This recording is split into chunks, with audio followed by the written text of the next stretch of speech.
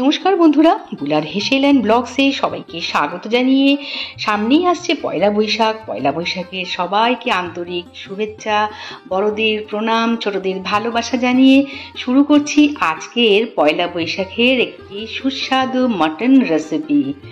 আর পয়লা বৈশাখ মানেই হচ্ছে আমাদের খাওয়া দাওয়া। চলো তাহলে রেসিপিটা শুরু করে ফেলি। আমি এখানে একটা প্যানে সর্ষের তেল দিয়েছি মাত্র 2 থেকে 3 চামচ। এই তেলের মধ্যে দিয়ে দিলাম গোটা গরম মশলা সহ একটা বড় এলাচ, এক টুকরো জায়ফল না, জয়িত্রী দিয়েছি, আর একটু স্টার অ্যানিস। এই সামান্য কিছু মশলা দিয়ে একটা সুস্বাদু মটন বানাবো, তাও কতটা কম তেলে সেটা তোমরা দেখতেই পাচ্ছ। ফোড়নের এই গন্ধটা সুন্দর যখন বের হবে তারপরে কিন্তু একটু সময় ভেজে নেবে, যেহেতু একটু লো ফ্লেমে রেখে। আমি এই মাটনটা রান্না করতে কোনো রকম মশলা বাটাবাটি করব না। আমি এখানে 3টে মাঝারি সাইজের পেঁয়াজকে এইরকম চপিং মানে হ্যান্ড চপার দিয়ে, যাই বলো না কেন, একেবারে মিহি করে কুচি করে নিয়েছি। তোমরা ইচ্ছে হলে বাটা দিতে পারো, কিন্তু আমি এখানে কোনো রকম বাটাই আজকে ইউজ করব না। সবই আমি এরকম মিহি করে কুচি করে নিয়েছি।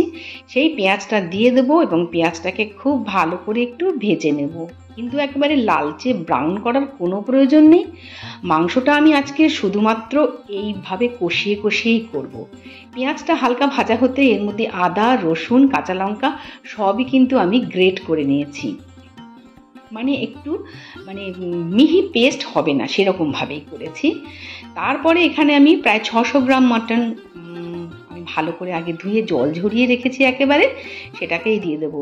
মাংসটাকে কোনো রকম ম্যারিনেশনের প্রয়োজন নেই, সরাসরি এর মধ্যে দিয়েই একেবারে শুধু ভালো করে একটু ভাজা করতে হবে।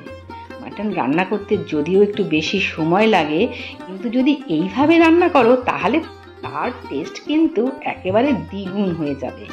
খুব ভালো করে পেঁয়াজ, আদা, রসুন আর ফোড়নের সাথে একটু মাটনটাকে ভাজা করে নিতে হবে। গ্যাসের ফ্লেমকে মাঝারিতে রেখেই এই কাজটা করতে হবে। খুব বেশি হাই ফ্লেমে দিলে কিন্তু পেঁয়াজ সমস্তগুলো পুড়ে যাবে, সেদিকটাও খেয়াল রাখতে হবে। আর একটু তাড়াহুড়ো করে এই রান্নাটা কোনো মতেই হবে না। ঢাকা দিয়ে আমি 5 থেকে 7 মিনিট একটু মাঝারি আঁচে রেখে দেবো।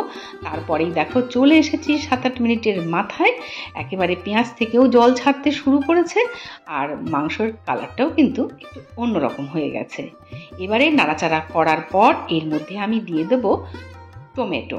আমি এখানে 3টে নিয়েছি। 3টে মাঝারি সাইজের টমেটোকে এরকম গোল গোল রিং করেই কেটেছি, কোনো রকম কুচি করারও প্রয়োজন নেই। ঝপাং করে এর মধ্যে ঢেলে দেবে, ব্যাস। এটা ঢাকা দিলেই কিন্তু সুন্দরভাবে নরম হয়ে যাবে। সঙ্গে একটুখানি লবণ অবশ্যই দেব, একটুখানি না, একটু স্বাদ মতনই দিয়েছি, যদিও পরে আবার আমাকে ভালো করে চেক করে দেখে নিতে হবে নুনটা ঠিক মতন হয়েছে কিনা। এবারে টমেটোটাকেও ভালো করে কিন্তু নরম করতে হবে এইভাবেই। মাংসের সঙ্গে দিয়ে ঢাকা দিয়ে আমি আরও 3 থেকে 4 মিনিট মতন মাঝারি আঁচে রেখে দেবো। 3-4 মিনিট বাদে আবারও চলে এসেছি। দেখো এখন টমেটো পুরো গলে গেছে, আর টমেটো থেকে যে কাঁচা জলটা বেরোয় সেটাও বেরিয়ে গেছে। মাংসটার কালার কিন্তু অনেকটাই পরিবর্তন হয়েছে। এবারে আমি দিয়ে দেবো এর মধ্যে একেবারেই ঘরে থাকা মশলাগুলো, যেগুলো আমরা রান্নার সামনেই রাখি, সেই মশলা দিয়ে আজকে আমি মাটনটা করছি। দিয়ে দিলাম 1 চামচ হলুদের গুঁড়ো, আর দিয়ে দেবো এখানে 1 চামচ ধনে গুঁড়ো আর 1 চামচ জিরে গুঁড়ো। ধনে, জিরে, হলুদ, আর এখানে আমি দিচ্ছি কাশ্মীরি লঙ্কার গুঁড়ো। এখানে আমি কোনো রকম লাল লঙ্কার গুঁড়ো আর ব্যবহার করলাম না, কেননা আমি যখন ওই রসুন, আদা আর কাঁচা লঙ্কাগুলোকে গ্রেট করেছি তার মধ্যে ঝাল তো রয়েছে। আর যেহেতু আমার ছেলে বেশি ঝাল খেতে পারে না, আমি ভীষণই ঝাল খেতে ভালোবাসি, তাই ওর কথা ভেবেই আমি আর কি ঝালটা একটু কমই দিয়েছি। তোমরা ইচ্ছে হলে এখানে লাল লঙ্কার গুঁড়ো দিতেই পারো, কোনো অসুবিধে নেই। ইচ্ছে হলে গোলমরিচও দিতে পারো। এবারে শুধু ভালো করে একটু কষাতে হবে। যত রান্নাটা কষবে তত তো তার মজা বের হবে না। আসলে মাটন রান্না করতে কিন্তু একটু ধৈর্যও লাগে। আর কুকারে দিয়ে রান্না করা তো কোনো ব্যাপারই নয়, চটজলদি 3-4টে হুইসেল দিয়ে নামিয়ে রেখে দাও, সুন্দর মাংস সেদ্ধ হয়ে যাবে। কিন্তু তার টেস্ট আর এই কড়াইতে কষানোর টেস্ট কিন্তু আলাদা। এদিকে আমি একটা কড়াইতে সর্ষের তেল, তার মধ্যে লবণ, সামান্য পরিমাণ হলুদ গুঁড়ো দিয়ে কয়েক টুকরো আলু একটু ভেজে নেব। বাঙালিদের মাটন মানে আলু হবে না তা তো হবে না। অল্প একটু আলু দিয়েছি, যদিও খুব বেশি দিইনি। এখানে আমি 3টে ছোট সাইজের আলুই কেটেছি। ভালো করে আলুটাকে একটু ভেজে নেব, ব্যাস আর কিছু না, আলু ভাজা হয়ে গেছে। এবারে সেই যে কষানো মাটনের মধ্যেই আলুগুলোকে দিয়ে দেবো। এইভাবে ভালো করে আলুর সঙ্গেও কিন্তু মশলাটাকে একেবারে মাখিয়ে ঝুঁকিয়ে নিতে হবে। এখনই দেখতে পাচ্ছ মাটনের কালারটা কতটা দুর্দান্ত এসেছে। এখানে 3 চামচ টক দই আমি আগে থেকেই ভালো করে ফেটিয়ে রেখেছি, আর গ্যাসের ফ্লেম এখন একেবারেই লোতে রেখেছি, কেননা বেশি আঁচে দিলে টক দই ফেটে যায়, এটা আমরা সবাই জানি। তাই এই কাজটা কিন্তু করার সময় একেবারে গ্যাসের ফ্লেমকে পারলে বন্ধ করে দিয়েও করতে পারো, নাহলে কিন্তু একবারে ছানা কাটা দেখতে লাগবে, ভালো লাগবে না। টক দইটা মেশানোর পর আরও 5 মিনিট আমি ঢাকা দিয়ে রেখেছিলাম। দেখতে পাচ্ছ এখনো কিন্তু কোনো রকম জলের ব্যবহার আমি করিনি, এখনো কিন্তু মাংসটা শুধু কষানোর পর্যায়েই চলছে। খুব ভালো করে লো ফ্লেমে রেখে এই মাংসটাকে রান্না করতে হবে প্রায় 40 থেকে 45 মিনিট। মাঝে মাঝে একটু নাড়াচাড়া দিতে হবে। এবারে আমি এই দইয়ের বাটিটা ধোয়া 1 বাটি জলই মাত্র দিলাম। তোমরা ইচ্ছে হলে এখানে আরও একটু বেশি পরিমাণে জল দিতে পারো, তাই আমি একটু বেশি ঝোল রাখছি না, একটু বেশ মাখো মাখো হবে, তবেই কিন্তু এটা খাওয়ার টেস্টটা আরও বেশি বাড়বে। তবে মাটন তো পাতলা ঝোল খেতেও কিন্তু ভালো লাগে। আমি এখানে মাত্র 1 বাটি জলই দিলাম। এবারে ভালো করে একটু মিশিয়ে নিয়ে এটাকে ঢাকা দিয়ে আরও আমি 8 থেকে 10 মিনিট মতন রাখবো। যেহেতু আলুটা ভাজা আছে, খুব বেশি সিদ্ধ হতে সময় লাগবে না। এখন কিন্তু আমি চলে এসেছি প্রায় 8-9 মিনিটের মাথায়।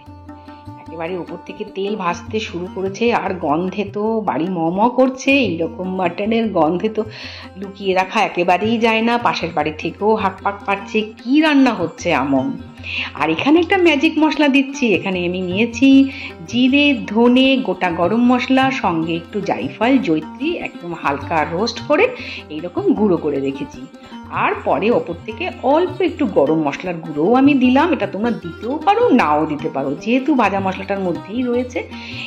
এইটাই হলো এই মাটনটার চমক। এটা দিলে যে মানে রেস্টুরেন্ট কি বলছো, বাড়ি হয়ে যাবে তোমার সেদিনের রেস্টুরেন্ট।